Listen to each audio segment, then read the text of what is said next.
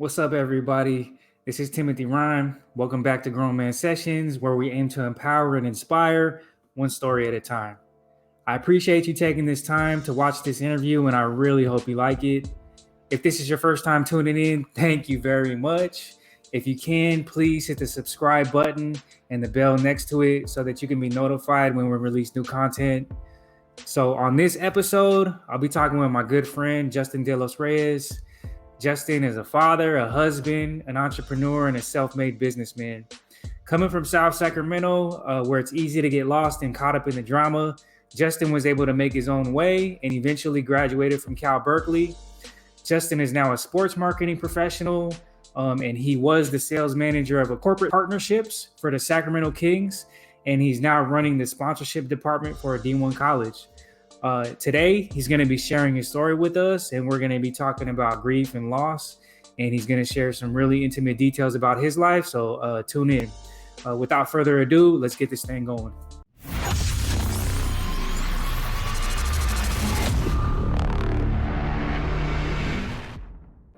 What's up, everybody? So today's episode is really special. It's something that everybody can relate to, but we don't necessarily talk about a lot with each other unless it's something that is very fresh and something that happened recently. But today I want to talk about grief and loss because with the state of the world that we're living in right now, a lot of us are experiencing it a lot more often on a lot more different levels.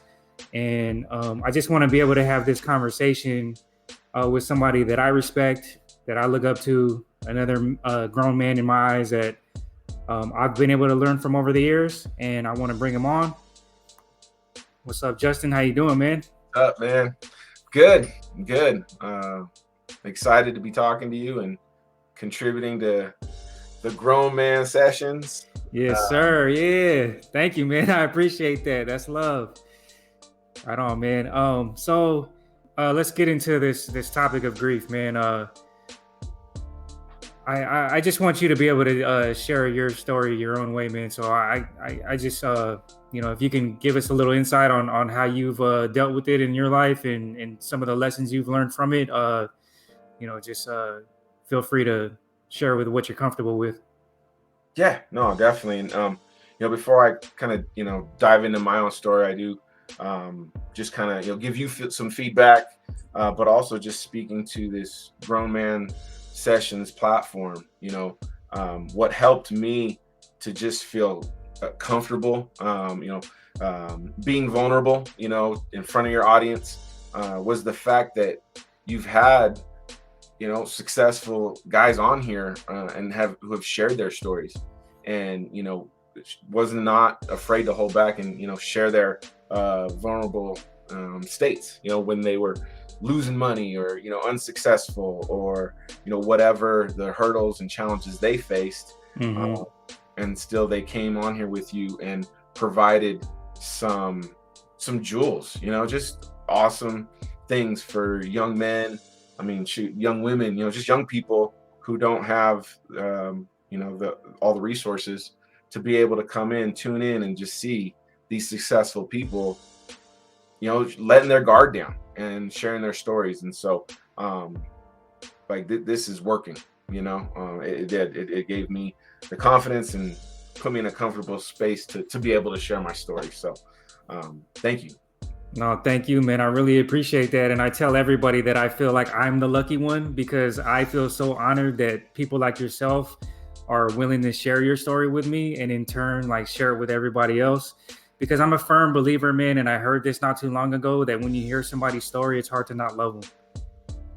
It humanizes people and it makes them relatable. And it's really hard to not grow some sort of some sort of a emotional connection to people when they start opening themselves up that way. So I just give credit and respect to all of the individuals like yourself that are willing to come on here and just talk to me about these things, because a lot of times it's not that easy. But I think people do see the value of sharing their story, because with the hope of just having one person hear it and having them, maybe change their internal dialogue or change the way that they're going, is an important role that I want us all to play.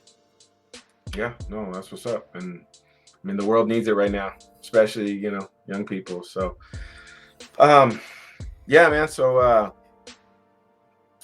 when I was 9 years old, just moved there to Sacramento, up from Oxnard, Southern California. I found out that my mom, and dad went to a doctor's appointment and check out some lumps in my mom's breast that she was concerned about, and came back, and yeah, 9-year-old me and my brother, we learned that my mom had breast cancer, and just kind of went through that process, watch her have that fight. And it was a 5-year battle for her, and about, I don't know, maybe halfway through, cancer went into remission. And so we thought, great, like, we're about to have mom for much longer than doctors originally thought. And then it was just that roller coaster, right? And so I'll never forget the night when we learned that the cancer was coming back and was spreading and was raging through her body. And ultimately it got the best of her, and so she passed away when I was 14 from breast cancer 2 days after her birthday, November 7th. And so yeah, I mean, that was my loss. I lost my mom at 14, and What's your mom's name? Gail. Thank you. Gail. Gail.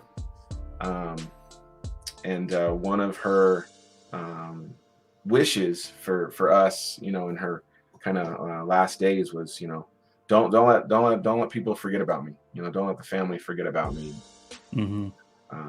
14-year-old me was like, oh no, that's not gonna happen. We will we'll never let that happen. And so right. Yeah, man. 5 years. Anybody that's seen a friend, family member, coworker, loved one, go through cancer and that battle, exactly what I'm talking about, because my mom went the full spectrum. She lost her breasts early on because of hoping that would stifle the cancer growth in her body. She went chemotherapy multiple times, radiation. She fought. She was a fighter through and through, all the way till the end. And so all along the way too, me and her we were just tight. Personalities were very similar. We're emotional beings. We like to talk. Is stubborn. She was my best friend. And she was my source of comfort. My base. I talk to my kids about that. It's like, have your base. Have your safe place. And she was that for me. And I was just one of those personalities that I was a worry wart, a little kid worrying about college, and I'm like, dude, you're 10 years old, borderline hypochondriac, like just always worrying, always thinking about stuff and how life can come at you fast, and how do I prepare. And I'll never forget one of the conversations I had with her was like, just respect, right? Learning about respect, and coming from a traditional kind of Filipino household, that on my dad's side, respect obviously is a big thing. And so having a conversation with my mom about my brother and my cousins, my younger cousins, and why don't I get that respect? And she's just like, you're 11 years old. Like they're 9, 8, like it's not anything you have to worry about right now. Yeah, yeah. I share In all due that time. like that was her, right? That was my safe space. I could talk to her, and I did, talk to her about everything. And then that was taken away from me. And I've had to live my life, almost 30 years without that. And How it's does hard. a young mind process that? Like, because I can't imagine, being the age that I am now and losing somebody so close. I can imagine how that would affect me, but how did that affect you at that age? Um, and this is kind of, I took some notes, just some of the things I kind of wanted to touch upon and, just share for someone young that might be having to face, a significant loss like that. But I actually think I handled it better the, first bit of time, like right after it happened. Mm-hmm. Because one, my mom's approach was, she wasn't going to hold back, right? There wasn't going to be any surprises. She kind of, good, bad, otherwise, she told my brother and I, and my dad, was part of that conversation, like, this is what's going on, this is what it means, this is what it could do, and so from 9 to 14, like we went on the journey with my mom for her bucket list, right? We went on a RV trip to South Dakota and saw Yellowstone and came down through Utah, Bryce Canyon. We went on a Alaskan cruise where, my brother and I think we were like, I don't know, 12 and 11 with a bunch of old, gray hairs, and so when she passed, we were kind of like, okay, this sucks, but she prepared us for it, And you got to share some special moments with her that were meaningful to her prior to that. Yes, and making that imprint, on our memories that just last, forever, or Forever. last to this day. Right.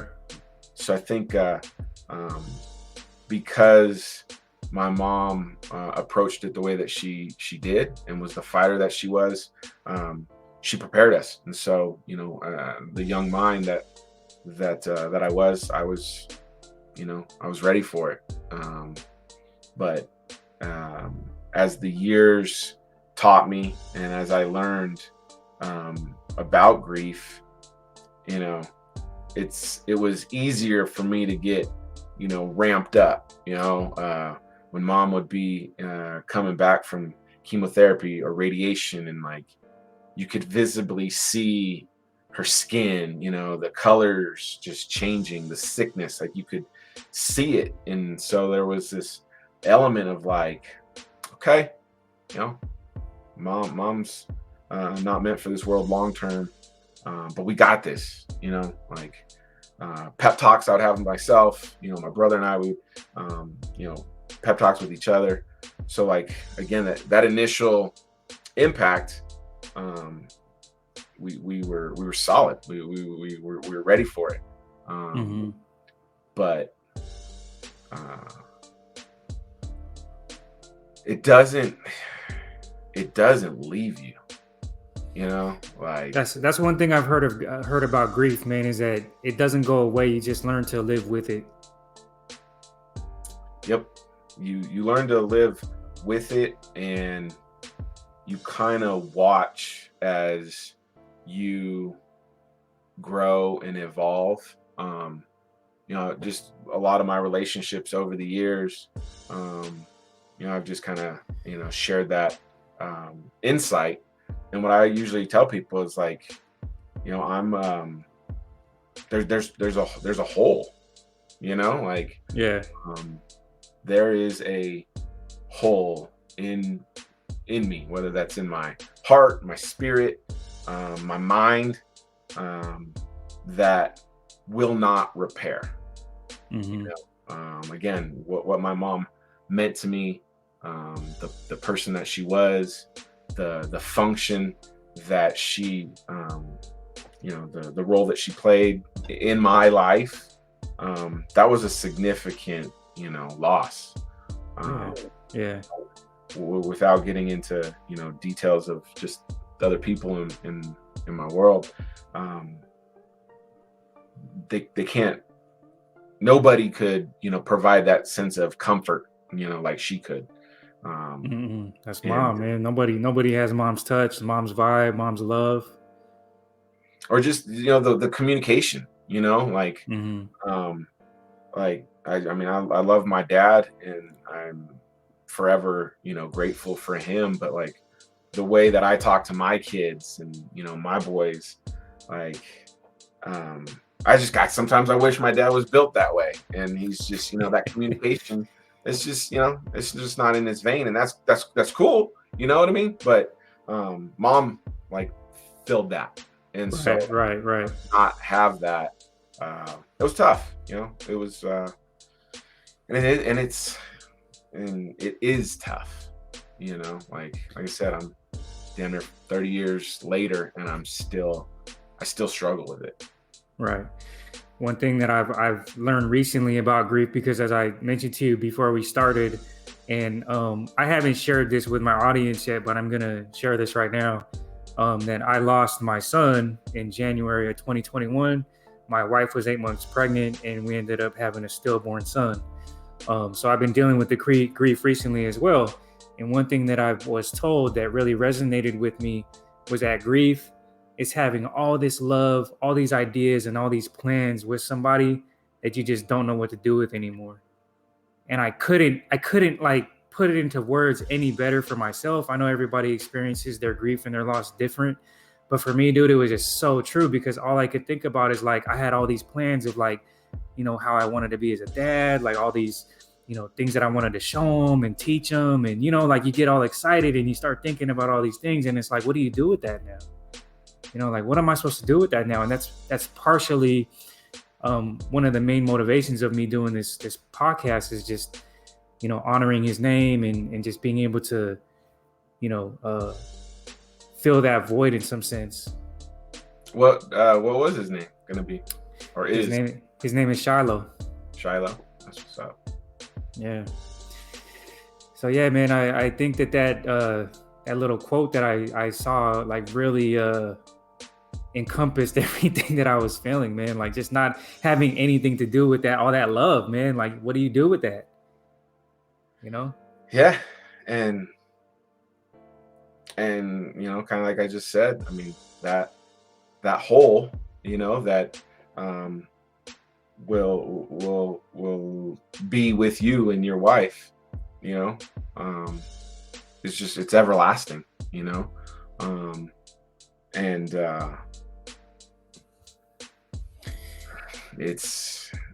it is a, I mean, it can, there's times where I can use that energy to move mountains, do amazing things, take risks. But there's also the negative, or like I kind of look at, the dark, the evil side, where, you could foster hate. And I got, anger, things that I struggle with all the time, Right. doubt, negativity, like it can go either side, and it is a constant struggle to keep that balance. But I honestly think that that's healthy, man. Because at the end of the day, man, we're human, and we're gonna experience these emotions, both positive and negative. But like you said, man, just being able to kind of control it and be aware of it. I mean, the fact that you're aware of it, man, is a big thing, because you could be expressing these things outwardly and just not really recognizing what that is. So yeah, I firmly believe that it's healthy to have those kinds of emotions, because man, it's so hard to to put into words sometimes, like how you feel about loss and grief, and it just comes out sometimes, man. And I think another thing that I learned about grief in my recent loss is that it's traumatic to the point where it scars you emotionally and it scars you mentally, and then it creates, these, responses that you develop with certain things that trigger those scars. And then part of healing and part of unwinding all that is just recognizing what those triggers are, so that you can discover like what connects the dots to that scar. So yeah, man, I geek out on this sometimes, man, because like I know that it's more of a spiritual thing, but sometimes I try to like figure out the biological side of things so that I can just kind of see if there's anything that I can do about it. But at the end of the day, man, I had this conversation with your brother a long time ago, man, and he told me about your mom, and he gave me so much inspiration, man. He shared your story with me, and he told me about the reason why he got his tattoo that says "Let go and let God." And I will never forget that. I've told your brother that to this day, man, that that helped me in my time back then, because like there were things that I just wasn't able to let go of, and just having that kind of that mantra in my mind was like very helpful. So yeah, man, I don't think there's any way that your mom will be forgotten, because just myself, like I didn't even know your mom, but hearing the story from your brother and from yourself, man, like I already know how much of an awesome woman she was. Yeah, no doubt. I appreciate that. I wrote down some just key things that I wanted to kind of contribute, through this interview and through our time together. For sure. And the biggest piece is obviously, I want to just share my story with those who are also dealing with grief and loss. And just a couple things, like you're not alone. Tim, like you and your wife, you're not alone. Mm-hmm. At times you will not be okay. Mm-hmm. And that's okay. That's okay. Yep. Again, we could fill this time just talking about all those stories and moments where I just out of nowhere, I'm just not okay. But life goes on, and you got to figure out a way. I also, want to, share my experience and share what has helped me cope, because ultimately, you have to find your own positive outlet. Yeah, let's talk about that, man, because I think that's a really important aspect of this experience is how do you deal with it? Like, how do you cope with it? How have you managed to process it in your own life? For me, it's been a process and years of trial and error, trying things, reaching out, trying to find people, people who were my mom's friends, family, and leaning on that. The one thing that I, learned when people say, life goes on, it truly does, but one of the cold realities that I've learned in my time is that those people that like you leaned on immediately and may have been in your circle initially, life goes on. You know what I mean? Like they go down their path, and my mom, their friend, is a distant memory, whereas for me, I live that every day. I still like Mm-hmm. And so just again, I just share that example because it's trial and error, but to get to where I'm at now, and what has really helped me is meditation, prayer. I believe in it, and I take that time. I play basketball. I'm just so thankful that my body, my knees, still allow me to play at a high level. Because there's some times where I'm just angry. I have a permanent chip on my shoulder. And a lot of that is because of, like I said, I had to live this life without a key, a home base, and there's just times where I'm just pissed off. And so I can take that out, on a basketball court, or even just the ease of going out by myself with my headphones and my music and just shooting, getting shots up. Music is another outlet for me. Like, I love, for sure, listening to music, being inspired by art and people's art. With my brother and Marshall delos Reyes, Complex One. We keep saying my brother, that's the man. Shout out Complex. But through his journey and meeting artists like you, and I have an appreciation for art and music, and I love to get lost in it sometimes. And then I write. So I mean, this bad boy I've had for years, but I've got a couple of journals like this, and I like to write and just get it out, and then just kind of see what comes, but it sounds like you have multiple outlets to allow yourself to, take care of your mental health, your spiritual health, your physical health, so that, it doesn't turn into something that could be negative. Because you touched on something that I think is really important, man. Like how you said, like, you have this anger, but you found positive, productive ways to manage that. Whereas I'm sure there are a lot of people out there that weren't able to do that and turned to something negative, or turned to something destructive, or even self-destructive, that might have gotten them into even more difficult situations because of it. So I think it's really important to take note of that. If anybody's listening, is this grief can it can send you off into different directions if you let it. But if like Justin, if you try to find a way to channel it into something that's healthy for you and productive for you, and actually benefits you in some way, physically, mentally, spiritually, emotionally, mentally, if I already said that, I think it's really important, man.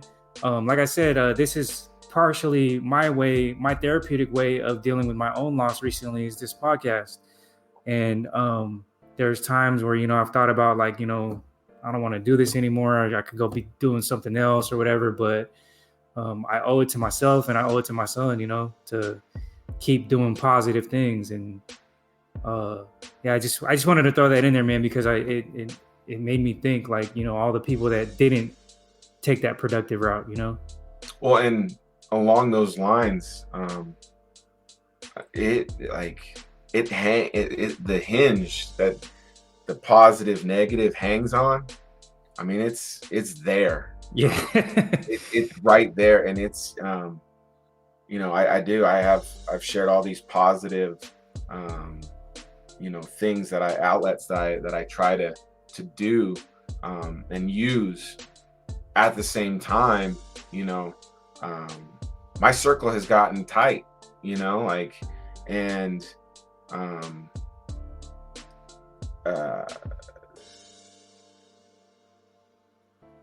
a lot of that, is due to my own kind of approach to things. This loss and my grief,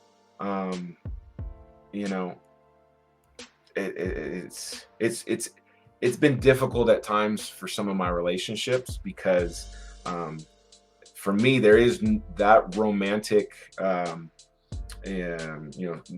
like saying, or that romantic spirit of, I can't live without you. I don't feel that way about anybody. Yeah. And that's because I watched the most important person to me go away. Right. And it wasn't because she didn't, try. She did everything the doctor said. She fought the fight. She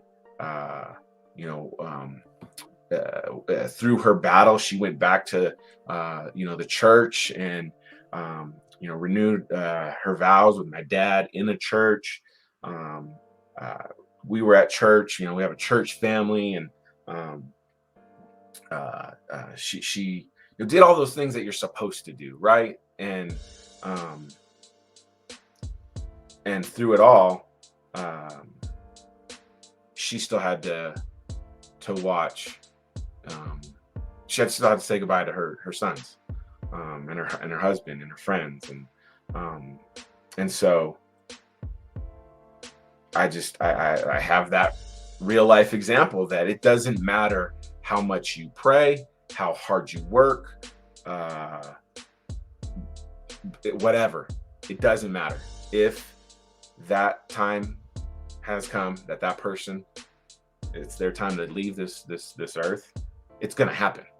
And so I just that is a block that I just can't get past. And so I've had serious girlfriends that like knocked them out. My wife and I, like, we've had our challenges where I mean, that's a tough thing to be with. That's a tough partner to have, and the scary part as a father, and I know you as a father as well, is looking at my kids and just knowing that, like, hey, they can leave me too. And that's a very cold, so a cold way to live, and be a part of of who you are.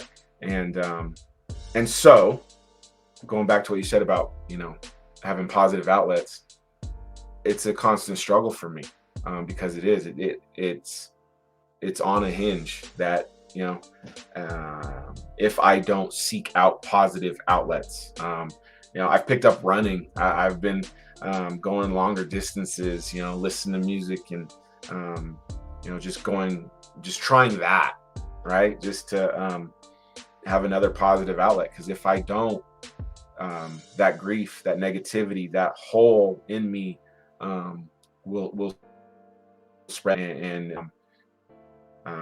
as as a provider for your family, as a father, as someone who's trying to take a project, take nothing, and create something that's righteous. That doesn't mean that it's going to be easy, or even, not I say easy, but the work you put in is the value, what you're going to get back, right? Like, right. More often than not, you do something for somebody and they kick you in the teeth, right? And so that negativity is always there, and you sprinkle that on, that combustible, element on top of something that just is asking for to rage. It can be a bad mix. And so it's a constant struggle for me, which is again why I wanted to come on here and just share, because I know there are people in the same boat. For sure. I know what you mean, man, because I didn't experience what you experienced, but I didn't know my dad growing up, and I never had a relationship with my biological mother. So I grew up mad. I grew up like really pissed off, and like it didn't come out really till later on in life, like as much, like until my teen years, and I started rebelling hardcore. But yeah, man, it's I can't imagine like having it and then losing it. You know what I mean? Like, I think that would be pretty it's mind bending just to think about. But in my own like recent experience of my loss, I think it's made me really realize and really slow down and really appreciate like all of the small conversations and all of the little things that I do get to experience with different people, because I think I took it for granted before. I was so focused on bam, bam, bam. I got to do this. I got to like knock out all these projects, and I got to do all this work. And I kind of took all that interaction and all those relationships a little bit for granted, man. And now I'm like really slowing down, and I'm really trying to like appreciate all the people that the universe is putting into my life, and really soaking up like the different messages and the different energies that are being like presented to me. Um, like yourself, man. And like I told you before we got on, man, like I had this conversation with you before I even started Grown Man Sessions. And I take these conversations to heart, man. And, regardless of, the fact that, it means a lot more to me even now, knowing your story and knowing the things that you're dealing with as well, that, even in your grief and in your own internal struggles, that you're able to offer me some hope and offer me some inspiration, man. And I really commend that, because those are the types of individuals to me that I really want to like just be around, because I think that's it's a very unique quality, to be able to have gone through hell and gone through like some of the most difficult things that somebody could go through, but still be a beacon of light and a beacon of hope and a beacon of goodness, man. Because I've known a lot of people along my way that have used those experiences to like turn into these negative people and to turn into monsters, really. I've known people that have been locked up for doing some really like heinous stuff, but it's because they ended up going through some things like you did at a young age, and they didn't deal with it the way that you did. They dealt with it in a way of like, nope, like this is how I'm feeling, and that's what I'm going to run with. Yeah. For whatever reason, man, the universe just, kind of pushed you in a different direction, and I'm very grateful for that. And I'm very grateful for you sharing your story, man. And I think I've gotten a lot out of it, and I guarantee you that if whoever's listening, is going through something similar, I guarantee you they're getting something out of it too. Before I go, man, I know we're talking about a lot of heavy stuff, but can you just give me a little bit of insight on like what is some of the like what's one of the biggest lessons you've learned along the way in your life, that you could share with us, that uh doesn't have to be related to this grief stuff, but just in general, like what do you think is a big life lesson that you've learned? It's funny you said, because I wrote it down. Nice. But and I think it's something that I struggle with trying to articulate to my kids. I think it's something that I'll share with them when they're older, and they can kind of like digest it and take it in. But for me, and it's something I struggle with. I tell you, man, like all the time. But just because you've endured something, a hardship, a loss, something that is just out of this world, like bam, right, does not mean things in life are going to get easier. It does not entitle you to anything, Yep.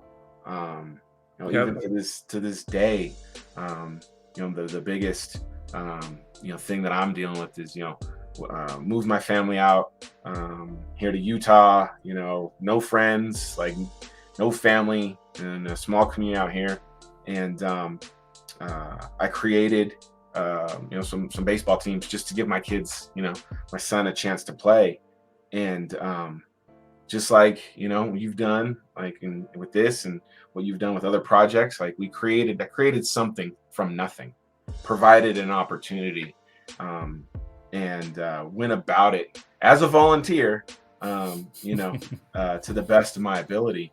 And 2 years in a row, that was met with just ungrateful, hurtful, feedback and a response. And quite honestly, from people who I thought were supposed to be my friends, or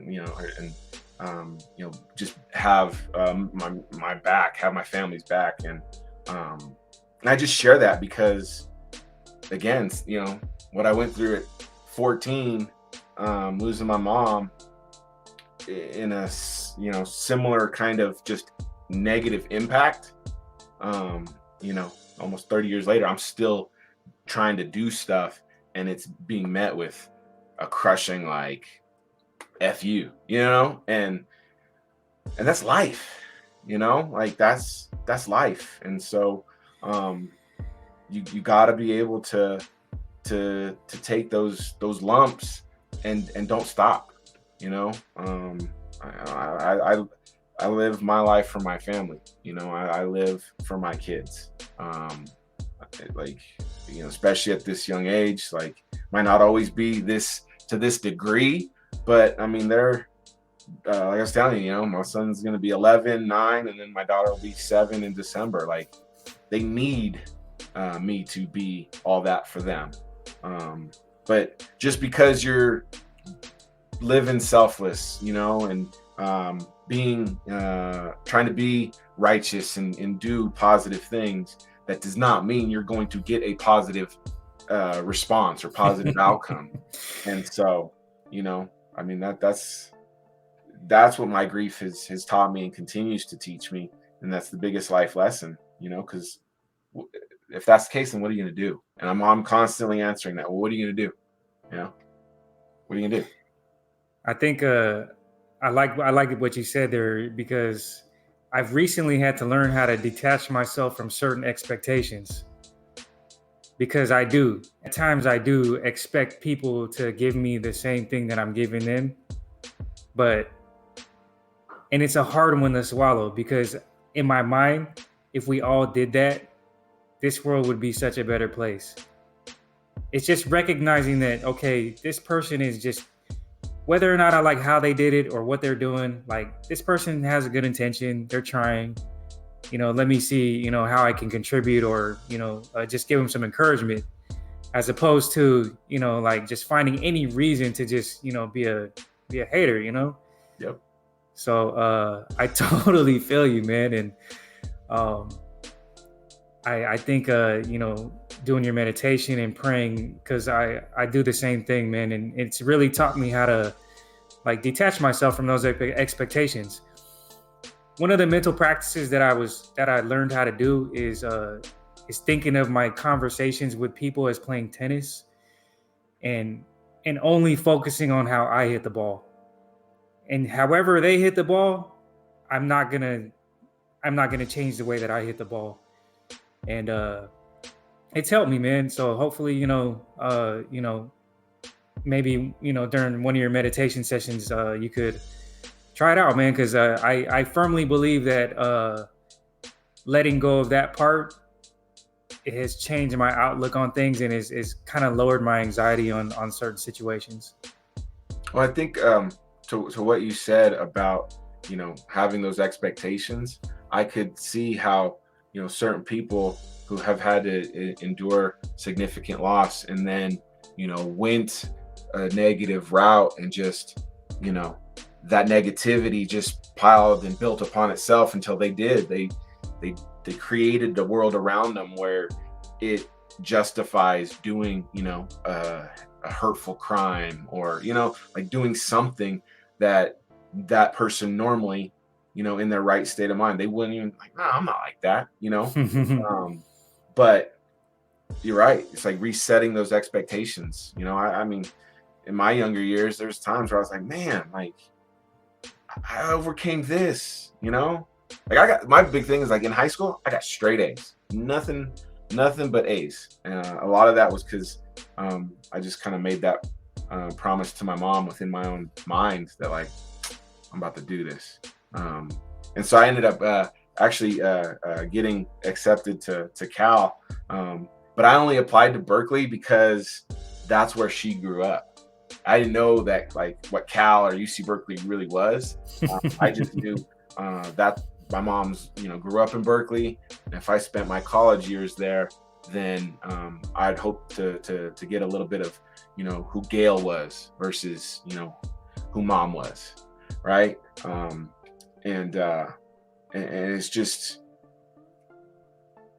if we can reset those expectations, or really just give up, give yourself to the fact that, like, dude, don't have expectations, just do you, because it feels good to do what you're doing. Yep. Get lost in the passion of what you're choosing to do, without those expectations. And that's hard, you know. I'm not gonna lie. Like I'm trying to do that, but I think that could help. That could help a lot because it takes all of you. You know, your physical, your emotional, your spiritual, your mental, and be blessed to have a couple of, you know, key people that you can lean on when all those things have just beaten you down and you need someone to just lift you up. And yeah, I think if you can avoid the pitfall of, you know, well, I did this or I overcame this, and so then I should be able to have this. In the long run, that'll help. Definitely, man. Well, Justin, thank you so much, man, for all of your insight, for sharing your experience. You know, rest in peace, Gail. And just, you know, being willing to go there with me, man. And like I said, I haven't shared my experience with anybody really. So just being able to have this conversation with you means a lot to me. And I'm really hoping that there are people out there that can relate and find something from this conversation that they can relate to as well. Before we go, is there anything or anybody that you would like to give a shout out to? I thought about that. I mean, really, like, shout out to you, man. Like, what you're doing, what you're building, is legit, and I think it's definitely a tool for people. You know, like, I mean, there's some interviews I've listened to multiple times over. You know, just on drives down the freeway and some of these baseball trips that we've taken, just because, you know, the content is real and it's applicable and it's from somebody who you know, isn't a you know, celebrity or isn't, you know, didn't have an you know, an upbringing that I can't relate to. I mean, I think a lot of your folks, you know, from South Sac, the Bay Area, you know, are like just in that grind, you know, where we came from. And so I think it's tremendous, and I'm just grateful for the opportunity, man, to contribute. And you know, we talked about leaving this, you know, on a positive and a little bit of a light note. And so I want to give a shout out to Neemias Queta, man. The Sacramento Kings got themselves a great one. That dude is awesome. Yes, sir. Let me represent real quick. Yes. I have been fortunate to watch that young man, you know, develop, you know, through college. And when I heard that, you know, the Kings drafted him, I was super excited. I can't even lie. I am so excited, especially his skill set and, you know, the young core that the Kings are building. I just hope the front office doesn't find a way to, you know, mess it up. You and I both. Cool, man. Well, I appreciate it, man. I always end the interviews by saying that one person can change the world, but it's one person at a time, and that one person is you. If you guys listening have gotten anything from this, please hit the like, subscribe, drop a comment. And yeah, man, feel free to join the conversation. The conversation doesn't have to stop here. You can leave us a comment, and I always post the email address to the inbox in the description. So, you know, just hit us up. And in the meantime, you know, I hope you guys are doing well. I hope, you know, you guys, anybody out there that's dealing with grief and loss, you know, hope you're able to find a way to manage it and turn it into something productive. Because at the end of the day, I think whatever you're grieving or whoever it was that you lost would be more proud of you if you were able to do so. So with that in mind, thank you for tuning in, and we'll talk to you guys next time. Peace out. Peace.